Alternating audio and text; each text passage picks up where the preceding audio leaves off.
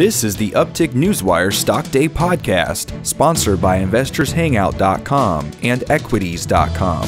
Subscribe to us on iTunes and YouTube to stay up to date on penny stock news and interviews, public information on OTC, pink sheets, and microcap stocks from around the world. With your host, Everett Jolly.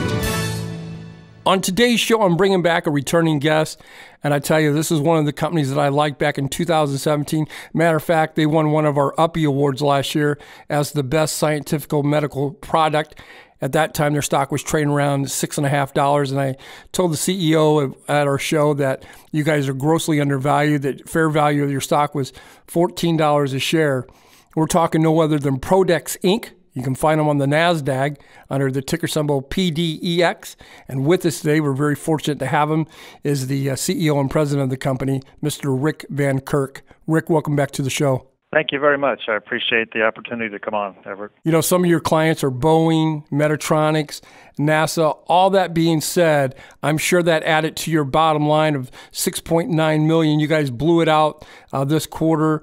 If you will, give us a comment. How did we get there, and is it sustainable? Yeah, we're really excited about the quarter. These were record numbers for us, and our job is to make sure they're sustainable. We're fortunate that some existing customers, their requirements are increasing, and we've worked really hard in terms of capacity and process improvement to keep up with that. We've got some new products that are starting to take hold in the field as they get used in hospitals. Doctors like them more and more, and our customers end up buying more product from us to support them. So things are going well on the top line, and our cost improvement measures are tracking too. So margins are up. We're really pleased with the momentum we're building. You know, it's I don't say that our business is a cyclical business, but our sales growth is often in the form of a step because we have long sales and development cycles. So we expect more strong quarters in the future. It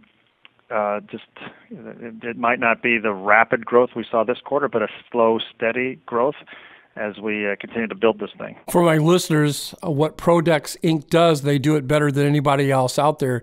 They design, they develop, and manufacture power, surgical, and dental instruments. They have probably around anywhere from 10 to 20,000 different SKUs on that.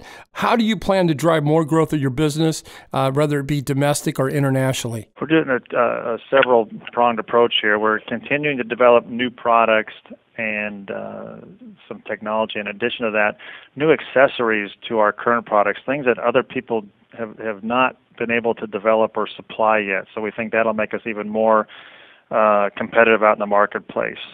We are strengthening our sales and business development group here. We just made a significant hire this week and brought someone on board that's been doing this a long time and has already brought a number of good leads to us.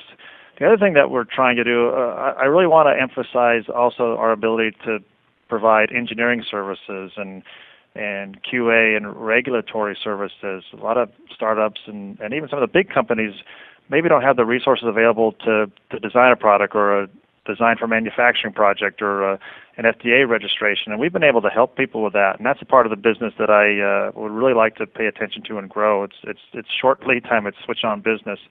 And that's a new thing that we're really trying to focus on this year. You know, as any good CEO, and Rick, I put you in that category, always looking for M&A, looking for opportunities, looking for smaller companies, maybe even companies that are not even publicly traded. Do you have anything on your radar, anything that you can mention, or what's the game plan in the first or second quarter of 2019, which wouldn't be your fiscal first or second quarter, but you know what I'm saying. Yeah, we don't have anything on the radar right now. I would say we remain opportunistic. We certainly have some flexibility now where we can make a move if we need to. We have tried that in the past, and we've learned a lot from the experience to the point now where if and when we do something, it'll be smarter, more strategic, more complementary with what we're doing here. We talk about things from time to time, but there is nothing really in motion at the moment. You know, a lot of the emails I get from my listeners, they're always concerned when a CEO or somebody on the board sells stocks, and I tell them there's more than one reason why a CEO would sell their stock. Recently, there was a press release that came out with you and a couple of directors sold some stock. I just want to know if you might want to comment on that. Yeah, I appreciate you asking, because I know people see things like that and sometimes get concerned or interested. And really, this is nothing to be that interested in. I basically, the price is doing pretty well, as we all know. I had an opportunity to kind of pay off some student loans and save myself some big interest payments later on, so I just pulled a little bit out to handle that. Nothing to be looked at or read into, and everyone should be fine. Still bullish on the company, still part of the stock purchase plan here at work, so everything's cool. What would you like my listeners to take away from this interview going forward? This is a good time to be part of Pro-Dex. First of all, anyone that's listening that's a shareholder or interested or asks questions about Pro-Dex, thank you for your interest and your support. It's been felt. We've had some momentum going. We plan to keep it going. We have some aggressive plans here. That's why we're bolstering our sales department.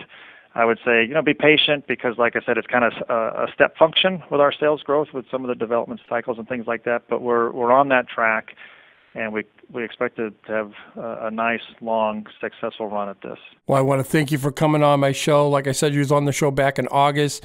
At that time, your stock was trading around $6.31. What a run from $6.31 to around $14.40 right now.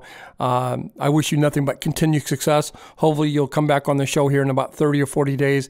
Give us an update of what's going on with your company. I'd love to. I appreciate it every time, Edward. Thanks very much.